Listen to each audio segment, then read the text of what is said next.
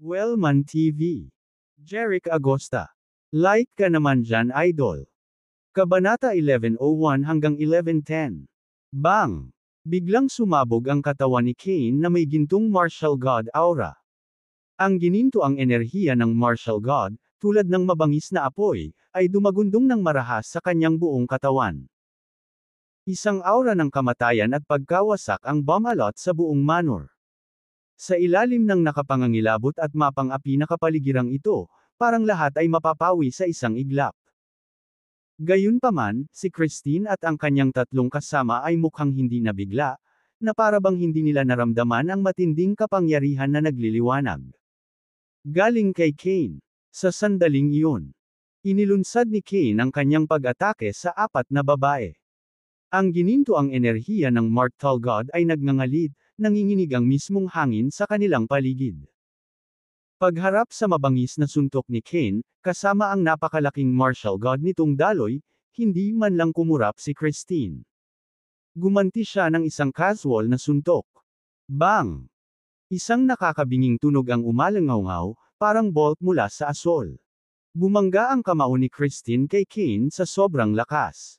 Biglang nagbago ang ekspresyon ni Kane. Naramdaman niya ang napakalaking kapangyarihan mula sa suntok ni Christine, na parang ang malawak at napakalawak na karagatan. Nanlaki ang mga mata niya sa gulat, na pagtanto na huli na ang puwersang kinakalaban niya. Bago niya namalayan, pinalipad siya ng malakas na suntok ni Christine. Sa isang malakas na kalabog, itinapon si Kane ng ilang talampakan, bumagsak sa lupa at nag-iwan ng malalim na bunganga sa kanyang likuran. Duguan at bagbog, nagluwa si Kane ng mga subo ng dugo.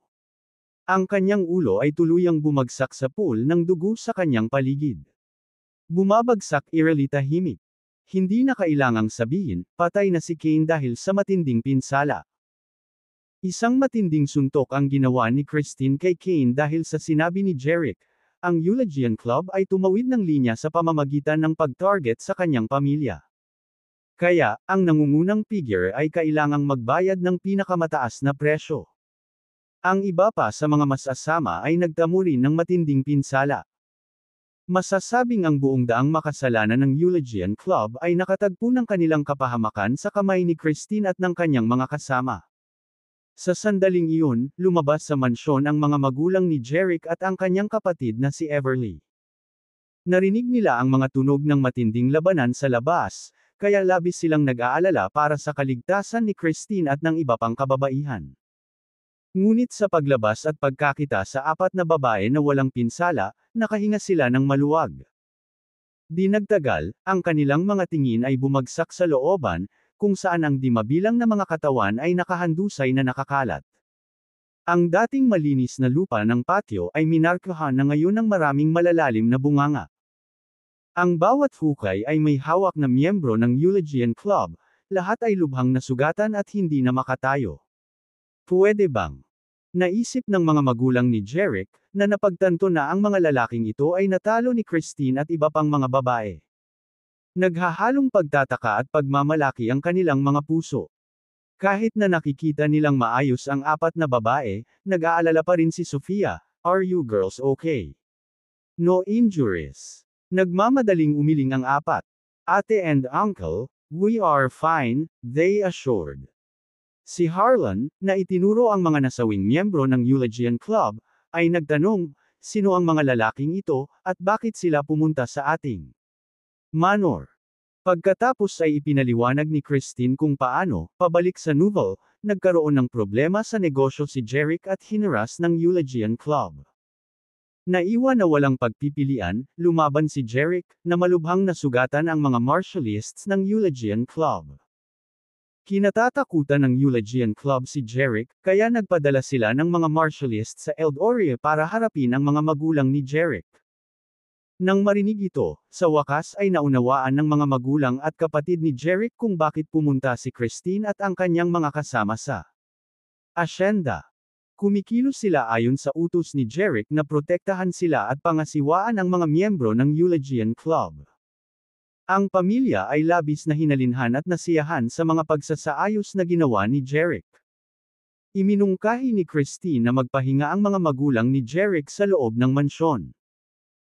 Pagkatapos ay tumawag siya kay Laura, ang sect master ng Fenceville Dragon Sect, na humihiling sa kanya na ipadala ang mga martialists ng sekta upang kolektahin ang malubhang na sugatan ng mga manggagawa ng kasamaan at hawakan sila hanggang sa pagbalik ni Jeric para sa isang pinal na desisyon.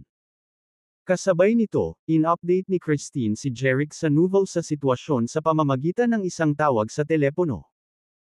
Matapos gawin ang mga pag-aayos na ito, hindi nakalimutan ni Christine at ng kanyang mga kaibigan ang kanilang huling gawain, i-disable ang martial arts ng lahat ng masasamang loob sa looban. Pumasok na sila sa mansyon para makipagkwentuhan sa mga magulang ni Jeric. Makalipas ang halos isang oras, ilang helicopter ang bumaba mula sa langit. Habang papalabas ng mansyon si Christine at ang kanyang grupo, napagtanto nilang puno ang mga helicopter ng mga miyembro ng Fenceville Dragon Sect. 12 ng mga martialists ng Dragon Sect ang bumaba, binati ang mga magulang ni Jeric at ang 4 na babae. Sa utos ni Christine, isinakay nila ang mga nasugatan na manggagawa ng kasamaan, kabilang ang walang buhay na katawan ng masasamang si Kane na may gintong sinturon, sa mga helicopter. Nang maayos na ang lahat, sumakay ang mga miyembro ng Dragon Sect sa kanilang sasakyang panghimpapawid. Habang si Christine at ang kanyang mga kasama ay kumakaway na, ang mga helicopter ay humuhuni sa buhay at pumailan lang sa malayo. Sa Nouveau, Mescourt. Kabanata 1102. Sa loob ng isang marangyang paraan, tanging sina Jeric, Spencer, at Tillman ang nakaupo sa sopa. Mr. Agosta, nagsimula si Spencer, na nakatingin kay Jeric na kinukuha ang kanyang telepono, kay Miss Christine ba ang tawag na iyon? Tumango si Jeric kay Spencer at sinabing, tinarget ng Eulogian Club ang pamilya ko sa Eldoria. Kung hindi ko hiniling kay Christine at sa iba pa na maging mas mapagbantay para maiwasan ang sinumang makasakit sa aking pamilya. Ang aking mga magulang at kapatid na babae ay maaaring nasa kamay na ng Eulogium Club. Bakas ang gulat na ekspresyon sa mukha ni na Spencer at Tillman. Ipinahayag ni Spencer ang kanyang pag-aalala. Mr. Agosta, hindi tayo maaaring magpatuloy ng ganito. Nasa liwanag tayo, ngunit ang Eulogian Club ay nasa anino. Hihintayin na lang ba natin ang kanilang mga pag-atake araw-araw, habang hindi tayo makakalaban? Kalmadong sagot ni Jeric, hindi kami palaging nasa defensive.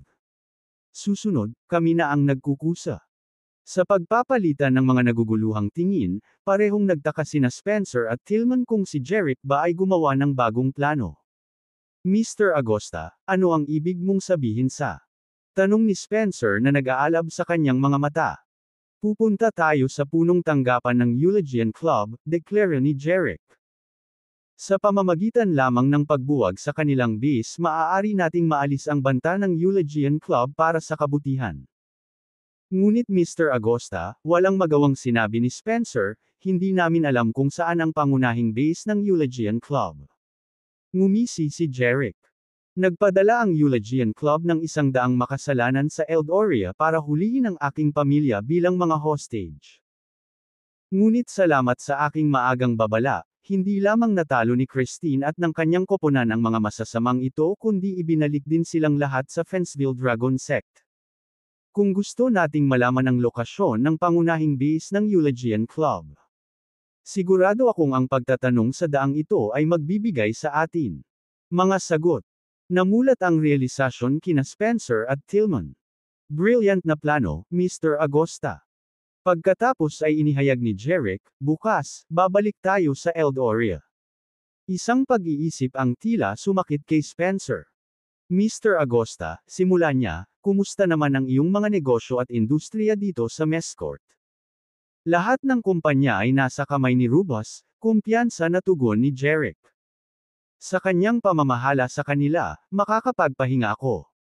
Hinangaan ni Rubus si Jeric at nangarap na makasama niya si Jeric, kaya lubos siyang pinagkatiwalaan ni Jeric at ibinigay ang kanyang mga kumpanya kay Rubus para sa pamamahala.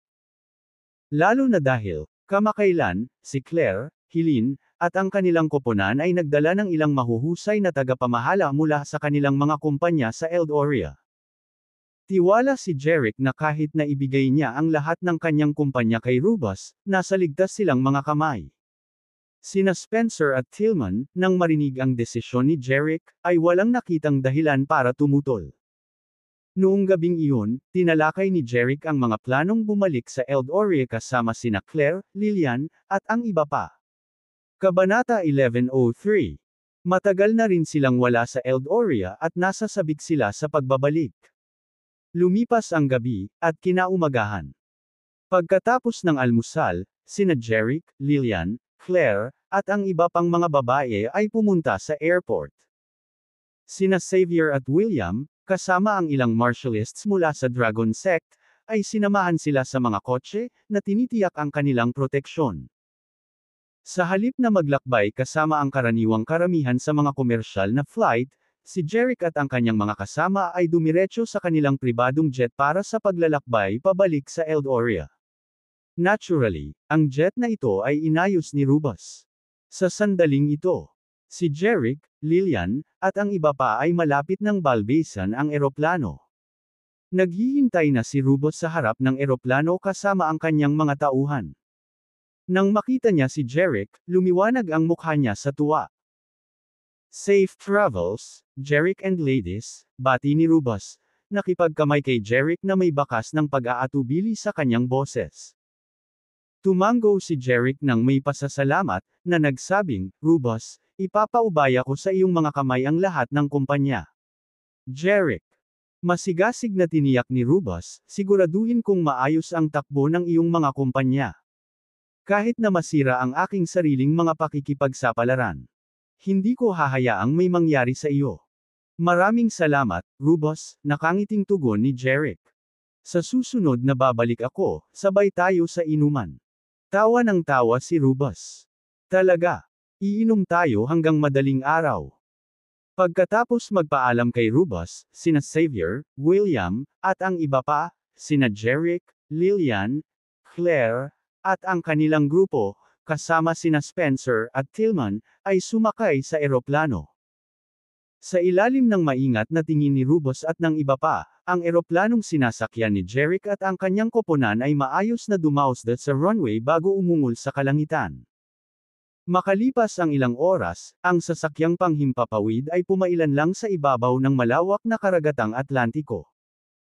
Sa pagtitig sa bintana, makikita ang malalambot na ulap, na parang mga bowl ang bulak, na umaanod sa ibaba at ang tila walang katapusang kalawakan ng asol na karagatan sa ilalim ng mga ito.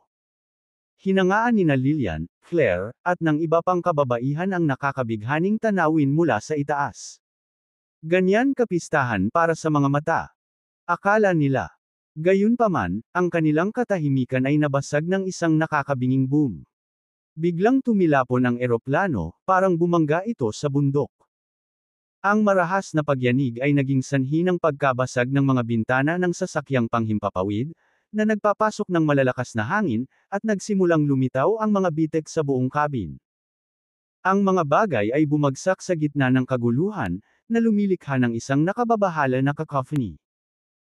Bago ganap na merhistro ni Lillian, Claire, at ng iba pang kababaihan ang nangyayari, nawasak ang eroplano sa kalagitnaan ng hangin na may malakas na pagsabog. Habang ang mga fragment ng sasakyang panghimpapawid ay nagsimulang bumaba patungo sa karagatan sa ibaba, sina Jerick, Lillian, Claire, at ang iba pa ay itinapon palabas ng nawasak na sasakyang dagat.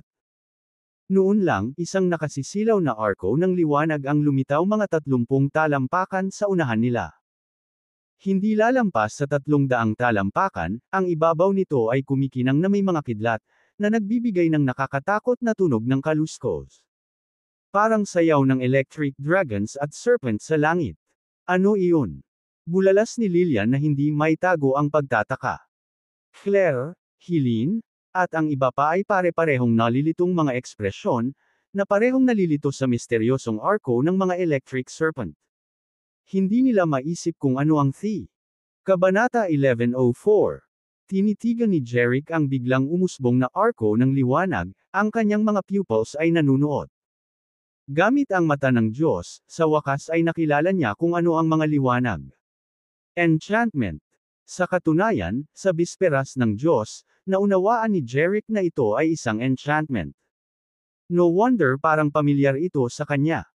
Sa huling pagkakataon na nakipagsapalaran siya sa Dragonspire Ruins, nakatagpo siya ng katulad na Arco.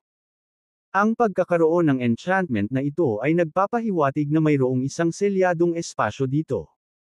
Naintindihan din ni Jerick kung bakit nagkawatak-watak ang eroplano.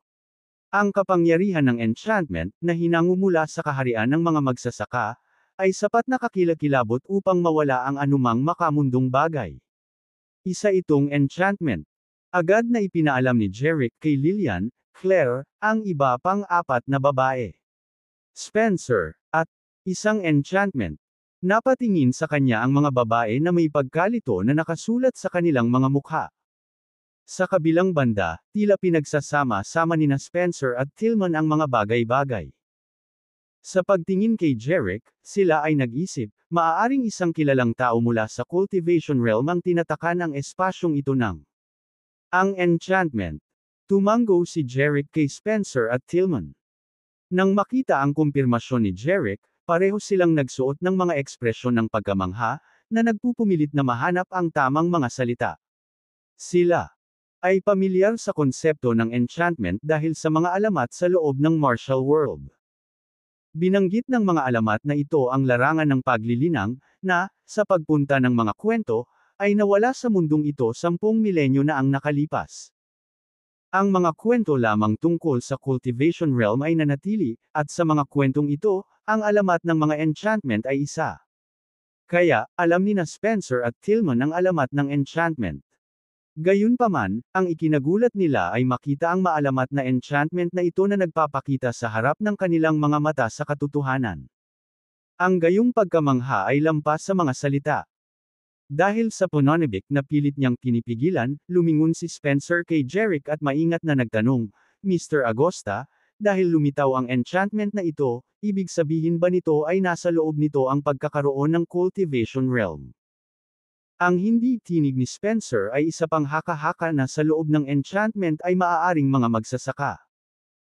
Bagamat natamo mismo ni Spencer ang husay ng isang magsasaka, ang ideya na makilala ang isa mula sa mga nakalipas na panahon, isa na nawala mahigit 10 milenyo na ang nakalipas, ay isang pag-iisip na maaaring maging sanhi ng panginginig ng sinuman sa pagkamangha.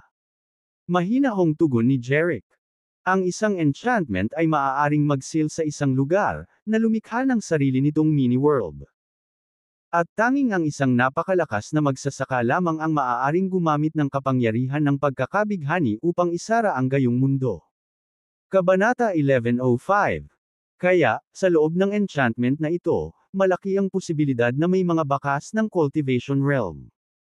Sino ang nakakaalam, baka may mga cultivator sa loob. Nang marinig ang mga salita ni Jerick, napagtanto ni Spencer na sinalamin nila ang sarili niyang mga iniisip, na lalong nagpasigla sa kanyang pag-asa. Mr. Agosta, iminungkahi niya na may pahiwatig ng pakikipagsapalaran sa kanyang tono, dapat ba tayong pumasok sa loob at tingnan? Si Lillian, Claire, at ang iba pang mga babae ay nagpakita ng curiosity. Alam din nila na ang pagpasok sa isang mundong tinataka ng isang magsasaka ay maaaring puno ng napakalaking panganib. Kung mayroong isang magsasaka sa loob na nagalit sa kanilang hindi inanyayahang presensya, maaaring matagpuan nila ang kanilang sarili sa mortal na panganib. Sinabi ni Jerick kay Spencer, kung gusto nating pumasok sa loob, kailangan muna nating sirain ang selyo ng enchantment. Paano natin masisira ang selyo, Mr. Agosta? Tanong ni Spencer. Pinayuhan ni Jerick, na parehong interesado sa kung ano ang nasa loob ng enchantment. Dapat nating pagsamahin ang ating mga kapangyarihan at hampasin ang enchantment. Kapag nabasag natin ang luminescent arc nito, maaari tayong pumasok sa mundo sa loob. Ito ba? Parehong kumikinang ang mga mata ni na Spencer at Tillman. Ganun lang kasimple ang akala nila. Boom, boom, boom. Si Spencer, Tillman, Lillian, Claire, at ang iba pang mga babae ay nagpakawala ng isang lilangkor na enerhiya, itinutok ito sa kumikinang na arco ng enchantment. Sa isang nakakabinging dagandong, kumikidlat sa lahat ng direksyon. Ang napakalaking at ligaw na enerhiya ay lumundag at sumabog. Gayunpaman, sa kabila ng kanilang sama-samang pagsisikap, ang pangunahing lakas na kanilang ibinuhos sa pag-atake sa enchantment ay hindi nakabasag sa enchantment. Pagkatapos ng kanilang walang humpay na pag-atake, kapwa nakaramdam ng pagod sina Spencer at Tillman. Ang pagsira sa enchantment na ito ay hindi kasing simple ng naisip ko, naisip ni Spencer. Si Lillian, Claire, at ang iba pang mga kababaihan, pagkatapos na ilabas ang kanilang pangunahing lakas sa pagkakabighani at walang makitang mga palatandaan ng pagsira nito, ay nakaramdam din ng kawalan. Sa pagkakataong ito, natural na lumingon ang lahat kay Jerick, na hindi pa kumikilos. Siya ang kanilang huling pag-asa. Ginawa na namin ang aming makakaya, Mr. Agosta, ngunit hindi pa rin namin masisira ang enchantment, ang boses ni Spencer, pagod ngunit umaasa. Bahala ka na ngayon. Bahagyang tumanggo si Jerick. Dahan-dahan niyang itinaas ang kanang kamay, nakaharap ang palad sa itaas. Habang dinadala niya ang kanyang anima, isang puting apoy tulad ng aura ang nabuo sa itaas ng kanyang palad. Bang! Sa hindi sanay na mata, ito ay tila isang simpleng anyo ng enerhiya. Ito ay hindi mapagpanggap, ang kapangyarihan nito ay hindi hayagang nararamdaman. Gayunpaman, mas alam ni Spencer, Tillman, at ng iba pa. Kailan nakagawa si Mr. Agosta ng isang hakbang na hindi nakakasira ng lupa? Nag-isip silang lahat. Kaya, naniniwala sila na ang tila hindi kapansin-pansing enerhiya sa kamay ni Jerick ay walang alinlangan na nagtataglay ng kamangha-manghang kapangyarihan. Sa sandaling iyon, ang anima mula sa palad ni Jerick ay sumulong, na tina-target ang makinang na arko ng enchantment na may 30 talampakan. Malayo. Kasunod nito, isang malakas na pagsabog ang narinig mula sa mga nagliliwanag na R. Bang! Ang tunog na umalingaw ay parang mga bundok na gumuguho at ang mismong tela ng sansinukob ay napunit. Ang hangin ay nanginginig sa panginginig ng takot, na nagpapadala ng mga shockwave sa bawat direksyon. Ito ay hindi lamang nagpagulong-gulong sa kalangitan na may mabagyong ulap at kidlat, kundi pati na rin ang mga dagat sa ibaba na tumaas sa kaguluhan. Ang paghampas ng mga alon na ito ay tila yumanig sa mismong lupa. Ang luminescence ng enchantment ay nagsimulang kumupas, at ang kidlat sa ibabaw nito ay nawala. Nakangangawalang laman, na kapag papaalaala ng isang black hole, ay lumitaw sa gitna ng liwanag ay. Nang makita ang malaitim na butas na bukas sa enchantment, nagliwanag sa tuwa ang mga mukha ni na Spencer, Tillman, Lillian, at ng iba pang kababaihan. Alam nila na ang paglitaw ng portal na ito ay resulta ng malakas na welga ni Jerick. Sa madaling salita, isang pasukan sa enchantment ay nilikha. Ang kailangan lang nilang gawin ay dumaan sa gateway na ito, at ma-access nila ang cultivation realm sa loob. Ang mga kahangahangang kakayahan ni Jerick ay hindi kailanman nabigo na iwanan si Spencer, Tillman, at ang iba pa sa labis na pagkamangha. Masasabi ng isang tao na ang bawat kilos niya ay palaging nagdudulot sa kanila ng pagtataka.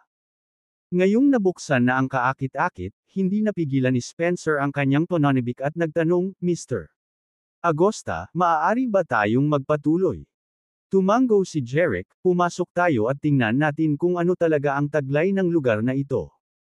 Kasabay nito, si Jerick, nangunguna kay Spencer, Tillman, Lillian, at iba pang mga kababaihan, ay lumundag sa ginawang pasukan. Habang sila ay nagsisilad ng mas malalim sa mundo sa loob ng enchantment, agad silang binalot ng mga alon ng makakapal na fog. Masyadong makapal ang ulap kaya naging imposible ang mga matalinong direksyon. Gayunpaman, para sa isang tulad ni Jerick, na mayroong God's Eye, hindi ito hamon. Sinabi niya kay Lillian at sa iba pang kababaihan, Spencer, Tillman, at sa iba pa, sumunod ka sa akin. Nangunguna sa daan, lumipad siya pasulong kasama ang grupo na malapit sa likuran. Kabanata 11:06. Sa paglipad sa makapal na ulap, si Spencer, Tillman, Lillian, at ang iba pa ay lubos na nataranta. Hindi nila masabi kung saan sila pupunta. Nasaan nga ba sila? Nagtataka rin sila kung may mga nakatagong panganib sa loob ng nakalilitong ambon na ito. Bagamat nilalamon ng pagkabalisa ang kanilang mga puso, mahigpit nilang sinundan si Jerick, na lumilipad pasulong. Para sa kanila, siya ang kanilang tanglaw ng pag-asa. Pakiramdam ko, hanggat nasa tabi nila siya, gaano man kalaki o dami ng panganib ang hinaharap, hindi sila matitinag.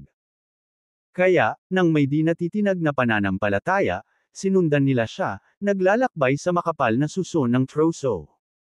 Hindi nila alam kung gaano katagal ang lumipas nang, biglang, ang ulap sa unahan ay nagsimulang manipis. Di nagtagal, ang grupo, kasama si Jerick na nangunguna sa daan, ay lumabas mula sa fog patungo sa maaliwalas na kalangitan, at isang bagong mundo ang nagpakita sa kanilang mga mata. Sa ilalim ng mga ito ay isang dagat, kasing asul ng isang makantab na salamin. Sa kumikinang na ibabaw nito, isang isla ang makikita sa di kalayuan. Ang tanawin ng dagat at isla, na katulad ng nakita nila sa labas ng Enchantment, ay nagparamdam kay Spencer at na parang nasa labas pa rin sila ng mundo. Kung hindi sila pumasok sa gateway ng Enchantment, baka talagang naniniwala sila na iyon nga ang nangyari. Tingnan natin ang islang iyon, mungkahi ni Jerick, na itinuro ang malayong kalupaan. Tumango si Spencer at ang iba pa bilang pagsang-ayon. Na-curious silang alamin kung may mga magsasaka na nakatira sa isla. Nang walang pag-aalinlangan, ang grupo, kasama si Jerick na nangunguna, biyu patungo sa isla. Hindi nagtagal ay nakarating na sila sa kanilang destinasyon. Isa itong malawak na isla. Hindi bababasa, mula sa nakikita ni Jerick, ang dulo ng isla ay wala kahit saan. Sa kanyang tansya, ang lupain ay sumasaklaw ng higit sa 400,000 milya kwadrado. Ang mga makapangyarihang hanay ng bundok ay nakaunat sa buong isla, hindi may kakaila ang kanilang kamahalan. Ang mga dambuhalang puno ay dumampi sa kalangitan, at mula sa mas malalim na bahagi ng isla, umalangaw ang mga dagandong ng mga mababangas na hayop. Habang pinagmamasdan ni Jerick ang mga kabundukan at kagubatan, pinag-isipan niya, ito ba ay isang walang nakatira, tiwangwang na isla? Ngunit iyon ay hindi magkaroon ng kahulugan. Bakit magkakaroon ng enchantment na nagtatatak sa isla kung ito ay tiwangwang? Naniniwala siya na ang selyadong isla na ito ay nagtataglay ng mga hindi masasabing lihim. Bumaling kay Spencer at sa iba pa, iminungkahi niya, ay explore natin ang isla at tingnan kung ano ang mahahanap natin. Tumango si Spencer at ang iba pa bilang pagsang-ayon, at pagkatapos ay lumipad sila sa ibabaw ng isla, dumaan sa ko. Gaya ng hinala ni Jerick, hindi maisip na malawak ang isla. Unti-unti, nakipagsapalaran ang grupo sa isa sa mga bulubundukin ng isla. Mga bundok at kagubatan. Ang mga bundok na ito, na may tuloy-tuloy na mga taluktok, ay mas mapanganib at kahanga-hanga kaysa sa iba na nakita nila, na naglalabas ng mar-ingle na aura. Hindi nagtagal, lumubog sila sa kabundukan. Ang matataas na kabundukan ay hamarang sa araw, na naglalagay sa kalaliman sa anino. Habang sila ay naglalakbay sa madilim na interior, isang hindi maipaliwanag na mapang-api na pakiramdam ang bumalot sa kanila. Biglaan.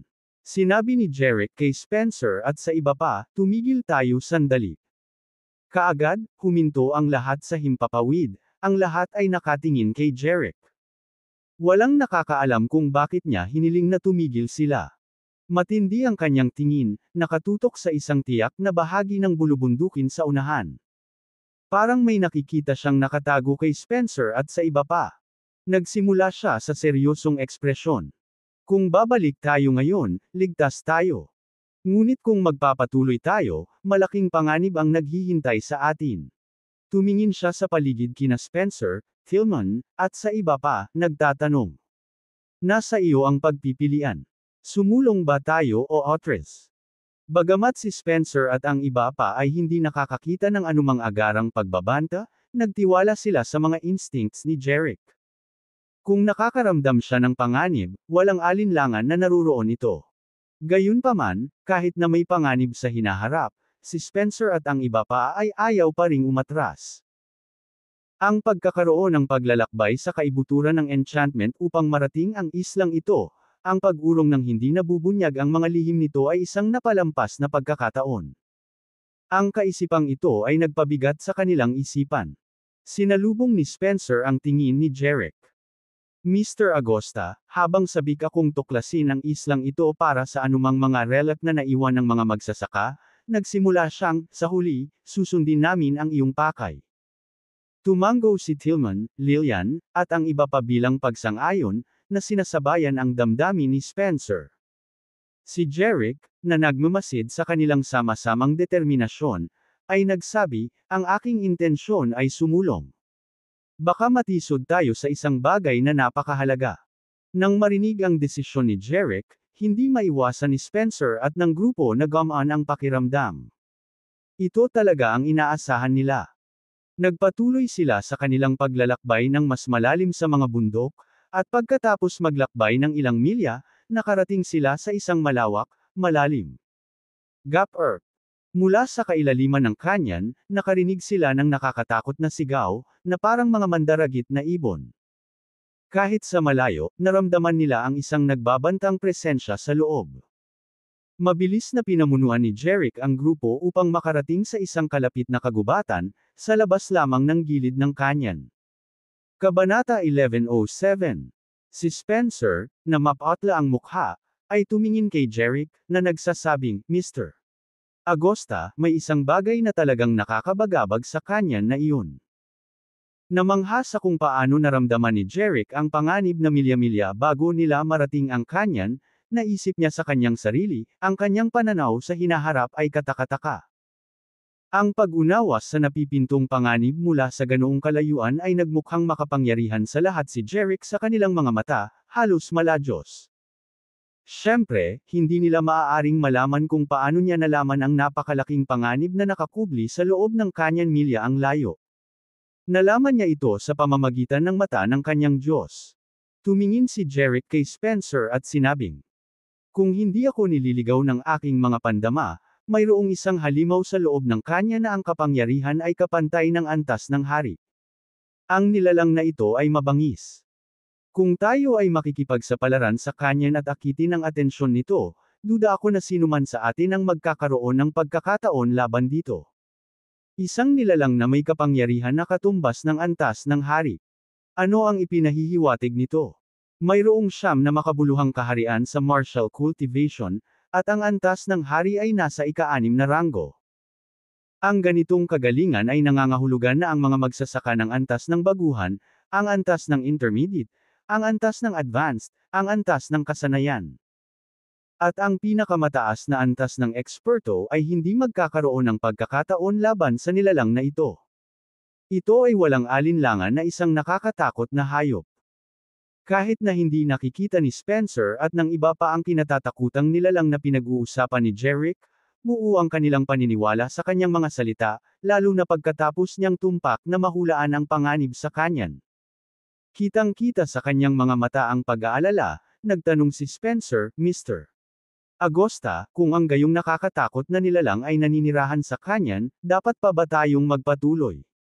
Sumagot si Jerick na may determinadong kislap sa kanyang mga mata, oo, dapat. Ngunit hindi ngayon. Pagkain. Kung papasok tayo sa sandaling ito, ihahatid na lang natin ang ating sarili bilang susunod na M. Parehong tumango sina Spencer at Tillman bilang pagsang-ayon. Pero kailan tayo makapasok? Pinindot ni Spencer. Nang umidlip ang halimaw, sagot ni Jerick. Natutulog. Naisip nila. Masasabi ba talaga ni Jerick kung kailan natutulog ang nilalang sa kanyan? Kung tutuusin, wala man lang silang nakitang anino ng halimaw na nakatago sa kanyan. Gayunpaman, kahit papaano ay alam ni Jerick kung kailan matutulog ang halimaw sa loob. Para kay Spencer at sa iba pa, tila ang mga kakayahan ni Jerick ay lampas sa kanilang pangunawa. Kaya, Mr. Agosta, kailan matutulog ang nilalang na ito? Tanong ni Spencer, na bumalik sa realidad, ang kanyang tingin ay nakatutok kay Jerick. Si Lillian, Claire, at ang iba pang mga babae ay parehong nakikiusyoso, na nag-iisip, malalaman ba talaga niya ang eksaktong oras na magpapahinga ang nilalang sa kanyan? Sa kalmadong tono. Sumagot si Jerick, sa loob ng halos 1 oras, titango ang halimaw. Pagkatapos ay sinabi niya sa grupo, magpahinga tayo sa punong ito. Humanap ng matibay at malapad na sanga upang makapagpahinga. Pagkasabi noon, nakita niya ang isang malaking sanga sa isang matayog na puno, sumandal dito, itinupi ang kanyang mga kamay sa kanyang dibdib, at isinara. Sa pagsaksi nito, ipinahayag ni Spencer ang kanyang pag-aalala. Mr. Agosta, paano kung makatulog tayo ng sobra sa branch na ito at hindi tayo matulog sa beast? Nang hindi binuksan ang kanyang mga mata, sumagot si Jerick, hindi mangyayari iyon. May magi gising sa atin pagdating ng panahon. Sa ito Spencer, Tillman, Lillian, Claire, at ang iba ay lubos na naguguluhan. Lahat sila ay nagtaka kung sino ang darating para gisingin sila. Hindi napigilan ni Lillian na tanungin siya, Jerick, sino ang magi gising sa atin?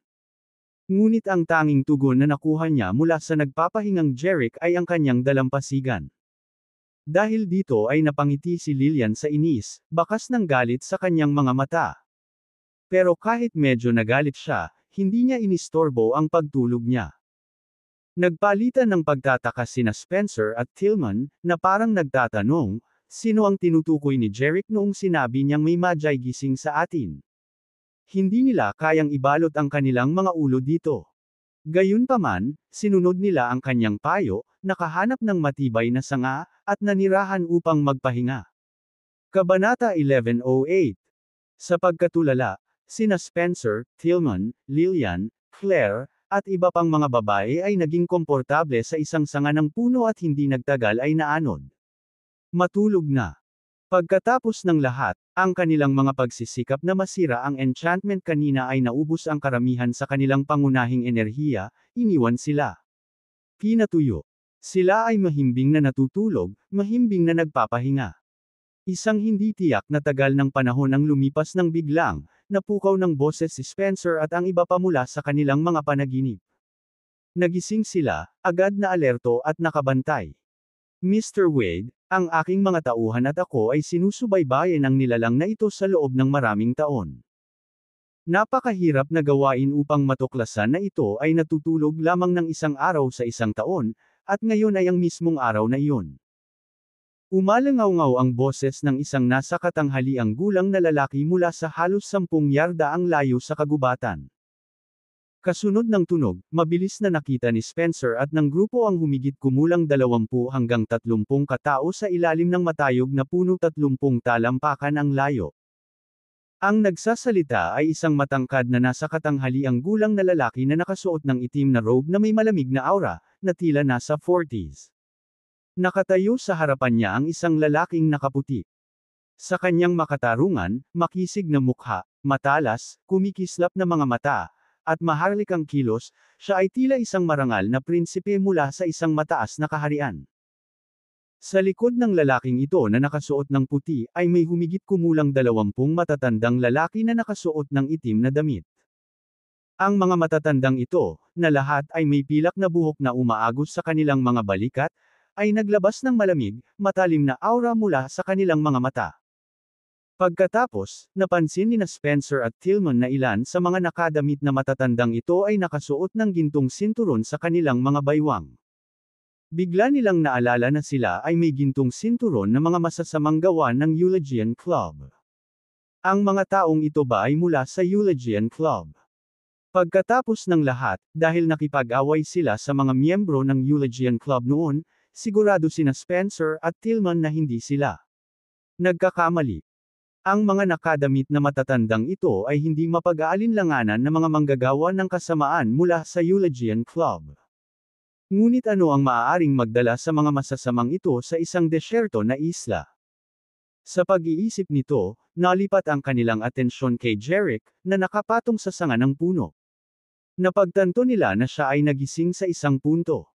Nang mahuli ang mga tingin ni Spencer at Tillman, marahan niyang itinuro ang grupo sa ilalim ng puno na 30 talampakan ang layo. Naunawaan ni Spencer at Tillman ang kanyang tahimik na mensahe, itago ang kotse sa labas para sa kung ano ang tinatalakay ng mga miyembro ng Eulogian Club. Pagkatapos ay ibinaling ni Spencer at Tillman ang kanilang atensyon sa mga miyembro ng Eulogian Club. Ito ay isang stroke ng swerte. Kahit 30 talampakan lang ang layo nila sa mga taong ito, matangkad at makapal ang mga dahon ng punong kinatatayuan nila. Kaya, mula sa ibaba, halos imposibleng makita ang sinuman sa ibabaw ng siksik na canopy. Ngunit mula sa itaas, sa pamamagitan ng mga puwang sa mga sanga, nakita nila ang mata ng ibon at kitang-kita nila ang lahat ng bagay sa lupa. Ibon mata. At dahil sa kanilang maingat na distansya, ang grupo sa ibaba ay nanatiling nakakalimutan kay Spencer at sa iba pa. Gaano katagal bago tayo makapasok sa Dragon Canyon? Tanong ng Min in White, itinuon ang tingin sa matanda sa itim na roba. Sumagot ang nakaitim na nakasuot na elder, Mr. Wade, kasalukuyang natutulog ang halimaw. Maaari na tayong tumuloy sa canyon. Isang kinang ang lumitaw sa mga mata ng lalaking nakaputi. Inutusan niya ang nakapaligid na itim na damit, pupunta tayo kaagad sa Dragon Canyon, kunin ang item, at lalabas ng mabilis. Yes, Mr. Wade, nag-chorus sila. Kasunod nito, ang grupo ng humigit kumulang 30 katao, na nag-escort sa nakasuot ng puting young master, ay tumakbo patungo sa Dragon Canyon, na ilang daang talampakan ang layo. Habang pinapanood ang grupo na patungo sa canyon, si Spencer at ang iba pa ay sa wakas ay bumalik sa realidad. Tumingin siya kay Jerick, nagtatanong. Mr. Agosta, ngayong nakaalis na sila, ano ang susunod nating gagawin? Napailing si Jerick. Sundin mo sila, at anihin ang mga benepisyo. Ibig mong sabihin, ay trail ang mga miyembro ng Eulogian Club na ito sa canyon at samantalahin. Sabi ni Spencer, bakas ng pagkalito. Kanyang mukha. Sina Lillian at Claire ay nagbahagi ng parehong tuliro na tingin. Anong klaseng benepisyo ang makukuha sa canyon? Nagtataka si Claire. May kumpiyansa na sinabi ni Jerick kay Spencer, bagaman ang canyon ay maaaring magkaroon ng mga nakakatakot na hayop, naglalaman din ito ng mga hindi mabibaylang kayamanan. Dahil nandito tayo, natural lang na may dala tayong mga kayamanan. Pagkasabi niya nito ay tumindig siya mula sa sanga ng puno at mabilis na lumipad patungo sa canyon. Agad namang sumunod sa kanya sina Spencer, Tillman, at ang 6 na babae, kasama si Lillian. Sa Dragon Canyon, pinangunahan ng lalaking nakaputi ang 12-dosenang matatandang nakasuot ng itim na damit. Lumipad sila ng ilang milya sa lalim ng canyon hanggang sa makita ang isang napakagandang palasyo, na itinayo sa manipis na bangin. Ang cliffside na palasyong ito, na may mga gininto ang tile na kumikinang sa liwanag, ay pinalamutian ng isang engranding pulang-pula na pinto na pinalamutian ng malalaki at kumikinang na mga pako na tanso. Ang palasyo ay humigit kumulang 1,500 talampakan ang haba at 300 talampakan ang lapad. Mukha itong Mar-Engel at Kasindik-Sindik, na parang isang palasyong engkanto ang nahulog mula sa langit, na natagpuan ang lugar nito sa bangin. Sa harap ng engranding pasukan ng palasyo ay isang hagdan ng bato, na umaabot mula sa ilang libong talampakan ang taas at pababang hakbang sa sahig ng canyon. Sa engranding pintuan ng cliffside na palasyo, isang plaque ang nagpakita ng 2 kilalang pulang ward, Dragon Hall. Inutusan ng lalaking nakaputi ang lahat ng matatandang nakasuot ng itim na damit. Umakyat tayo. Yes, Mr. Wade, sabay-sabay silang nag-echo. Habang ang mga figure na nakasuot ng itim na damit ay pumailan lang na parang makapangyarihang mga agila patungo sa palasyo, hindi agad sumunod ang lalaking nakaputi. Sa halip, tumayo siya sa likod ng kanyang mga kamay, pinapanood ang mga ito ng may kumikinang na mga mata. Parang may hinihintay siya. Kabanata 1109. Bago makalapit ang 2 o 3 dosenang matanda na nakasuot ng itim na balabal sa cliffside na palasyo, umalangaw-ngaw sa himpapawid ang isang cacophony ng mga kakaibang cause. Kasunod nito, isang pulutong ng maitim na figure ang lumabas mula sa kumikinang na mga tile ng palasyo. Sila ay napakalaking itim na paniki, bawat isa ay kasing laki ng isang matanda. Ang lapad ng kanilang mga pakpak ay umabot hanggang 10 talampakan. Ang mga napakalaking nilalang na ito, na may mga ulo na kasing katawan ng mga daga at mga mata na nagniningning sa isang nakakatakot na berdeng liwanag, ay naglabas ng kanilang mga pangil, na nakatingin, nakakatakot na nananakot. Sa kanilang paglabas mula sa palasyo, ang mga higanteng paniki na ito ay naglunsad ng kanilang mga sarili sa mga itim na nakasuot na figure. Swoosh! Swoosh! Swoosh! Sa isang iglap, ang bawat isa sa mga matatanda ay gumawa ng kumikinang, nababaluktot na mga espada mula sa kanilang mga manggas. Sa kawalan sa itaas ng manipis na bangin, isang matinding labanan ang sumiklab sa pagitan ng matatanda at ng kumpol ng mga paniki. Bagamat hindi tao ang mga paniki na ito, walang kapantay ang kanilang bangis. Nakipagsabayan sila sa 2 o 3 dosenang nakaitim na matanda, hindi nagbibigay ng kahit isang pulgada. Walang humpay na umalingaw ang matinis na iyak ng mga bar. Ang kanilang matatalas na ngipin, nakamamatay na mga kuko sa kanilang mga paa, at malalawak na pakpak ang kanilang pangunahing sandata sa aerial battle na ito. Sa pagharap sa pagsalakay ng mga paniki na ito, ang mga matatandang nakasuot ng itim na damit ay hindi nang ahas na maging pabaya. Sila ay ganap na nakatuon, lumalaban ng buong lakas. Habang nagpapatuloy ang matinding labanan, isang asero na kislap ang sumili sa mga mata ng binata na nakaputi sa ilalim ng kanyan. Maya-maya pa, nagsimulang pumaligid sa kanya ang mga tipak ng purple na aura. Sa isang kisap mata, ang lalaking nakaputi ay tumakbo patungo sa cliffside na palasyo, kasing bilis ng kidlat. Ang kanyang bilis ay nakakabulag, at sa isang sandali, siya ay tumayo sa harap ng mar-angle na pulang-pula na pintuan ng palasyo. Matapos mag-ipon ng bola ng purple energy sa kanyang mga kamay, ibinato niya ito sa mga tarangkahan. Kung saan ang lilang enerhiya ay sumalubong sa gate, isang makinang na liwanag at isang alon ng enerhiya ang sumabog. Maliwanag sa araw na ang tarangkahan ng palasyo ay nabighani ng isang proteksyon na hadlang. Ang lilang enerhiya mula sa lalaking nakaputi ay sumalungat sa makinang na enerhiya ng gate. Ang dalawang puwersa ay humawak sa isa't isa sa isang tense na standoff. 1 segundo, 2 segundo. 1 minuto. Tapos, bang! 2 minuto. Sa isang malakas na kaluskos, nabasag ang enchantment sa pulang-pulang pintuan ng palasyo. Kasunod nito, ang nagniningning na ningning at ang mga alon ng enerhiya na nagmumula sa mga tarangkahan ay nawala. Inalis ng binata na nakaputi ang lilang ambon mula sa kanyang mga kamay, itinulak ang pulang-pula na pintuan, at humakbang papasok sa palasyo. Kabanata 11:10. Maya-maya, ilang figure ang bumaba sa kanyan. Si Jerick, Spencer, at ang iba pa. Sa pagmamasid sa matinding labanan sa pagitan ng 2 o 3 dosenang presbyter na nakasuot ng itim na damit at naglalakihang paniki, sinabi ni Jerick kay Spencer at sa iba pa, ngayong naabala na sila sa pakikipaglaban sa mga paniki, perpektong pagkakataon na nating makapasok sa palasyo. Tumango si Spencer at ang kanyang team bilang pagsang-ayon sa kanya. Sa sumunod na sandali, tulad ng pagtama ng kidlat, sina Jerick, Spencer, at ang kanilang grupo ay umakyat sa palasyo, pagdating sa pulang-pula na pintuan. Dahil na-disable na ang enchantment ng binatilyong nakaputi, pumasok sila ng walang sagabal. Sa loob ng palasyo, una silang pumasok sa isang engranding bulwagan na kumikinang ng husto. Ang kisame ng bulwagan ay pinalamutian ng hindi mabilang na kumikinang na mga perlas, katulad ng isang mabituing gabi, na nagbibigay liwanag sa bulwagan na kasing liwanag ng araw. Nasuspine sa itaas ng bulwagan ang isang napakalaking puting scaled na dragon, daan-daang talampakan ang haba. Nakapikit ang dragon at hindi gumagalaw. Tila nakatulog ito. Sa paligid ng natutulog na higanteng dragon, isang malabong puting ambon ang nagtagal. Kahit na ang puting higanteng dragon ay nasa mahimbing na tulog, ang napakalaking presensya nito at ang kahangahangang aura ay nag-iwan kay Jerick, Spencer, at sa buong grupo sa labis na pagtataka.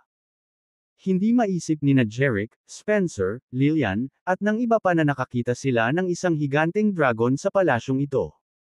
Ang mga dragon ay gawa-gawang nilalang, na umiiral lamang sa mga alamat. Gayunpaman, sa harap mismo ng kanilang mga mata ay ang banal na dragon na ito.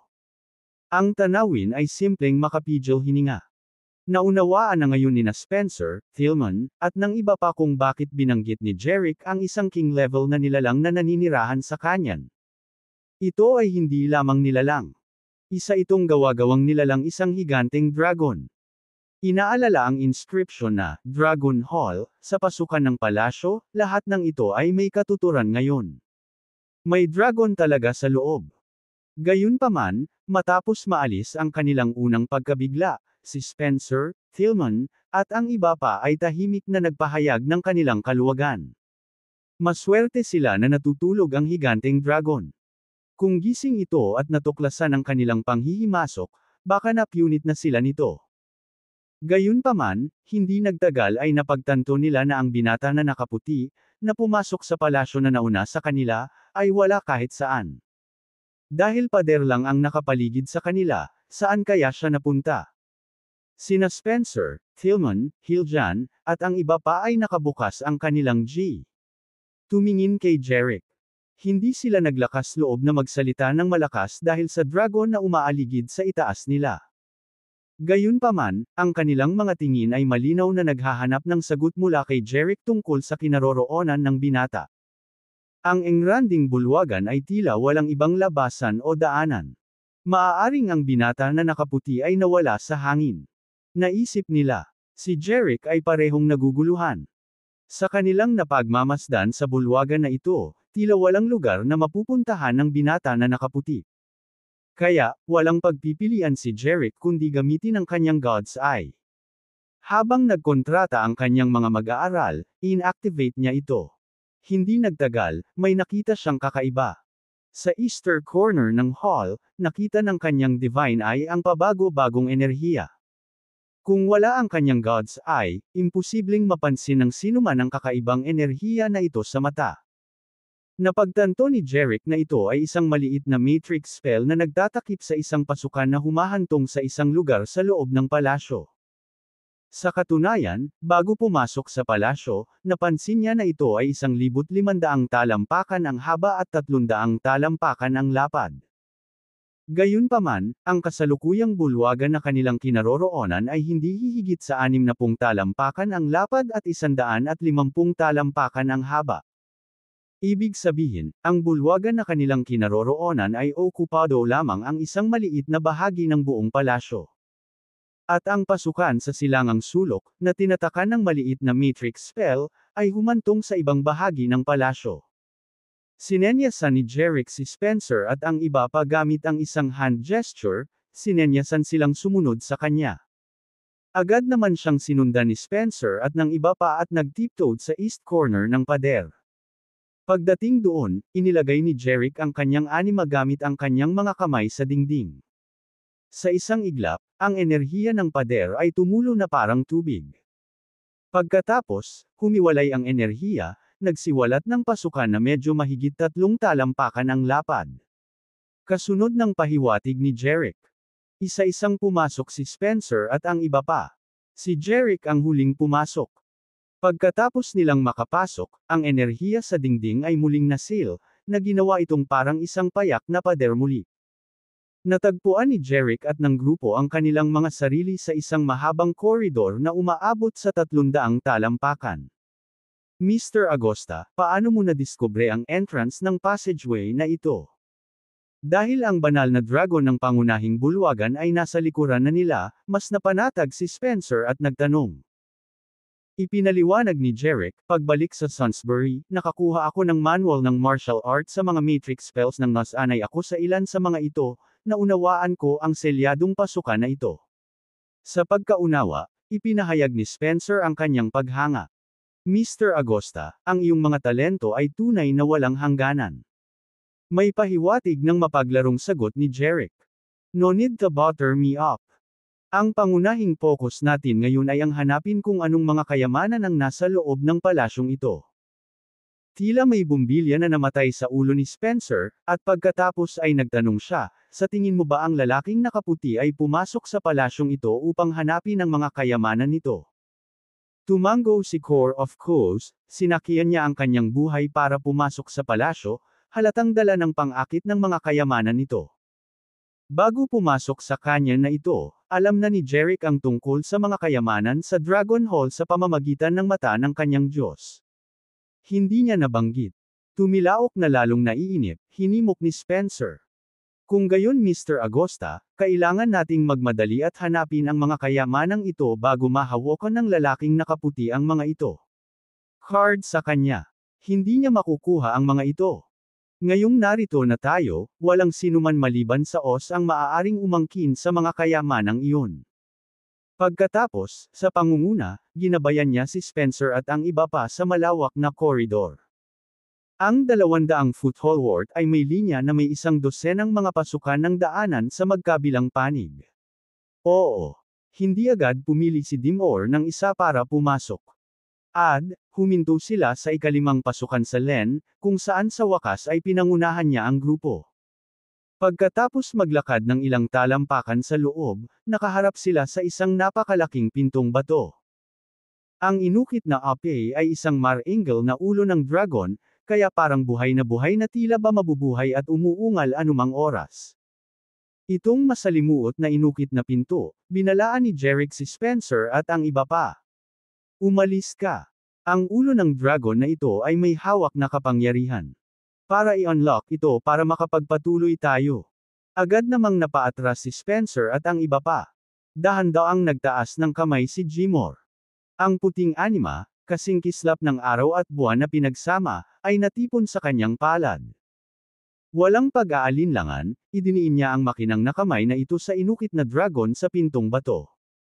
Nakipag-ugnayan si Aen, ang inukit na imahen ng dragon ay nagsimulang maglabas ng nakakasilaw na lilang glow. Binasag ng anima sa palad ni Jerick ang enchanted power na nagbabantay sa pinto. Ang lilang kinang mula sa ulo ng dragon ay nawala halos kaagad. Binawi ni Jerick ang kanyang anima at dahan-daang itinulak ang pintong bato papasok sa loob. Si Spencer at ang iba pang grupo ay malapit na sumunod sa kanya sa isang napakalaking silid na bato. Sa pagpasok nila, ang kanilang mga mata ay may maningning na pagsabog ng makulay na liwanag, kaya nakakasilaw na mahirap tingnan ito ng diretsyo. Sa loob ng malawak na silid na ito, na may sapat na laki upang paglagyan ng 100 tao, lumutang ang isang napakalaking puting itlog. Reservable ang itlog ng manok ngunit mas malaki ito, na nakatayo sa paligid ng 10 pulgada ang taas. Nariyan ang shell na walang pattern na may mga gintong linya, na nagbibigay ng aura ng malalim na misteryo. Ano ang Mayan Roar Astonish? Sombrero ang puting itlog, na pinalamutian ng gininto ang mga pattern, ay napapalibutan ng isang bahaghari ng kumikinang na